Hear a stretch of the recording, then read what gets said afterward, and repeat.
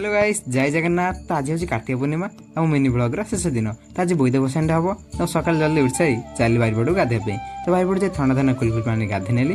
गाधेकी धोती shirt पिंधार लग पाली। धोती shirt पिंधि बाहरी पड़ी जख मैंने पाखे नदी पाखक बोईत बसाई। तो मुझे पहुँचीगली। सेठार पहुँचारे लोक मैंने सब बोईत बसाऊे।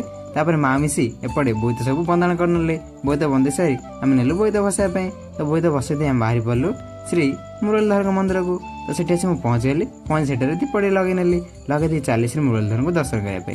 तो राधा माधव आज अपूर्व स्वरूप दर्शन करने।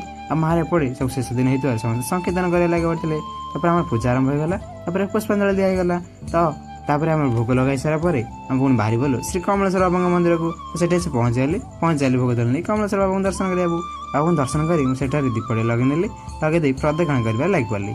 प्रदक्षिण कला भितर आम आलती कार्य आरंभ होगा। आलती देखी नहीं मुझे बाहरी पड़ी घर। भिडियो लाइक करूँ सब्सक्राइब करूँ।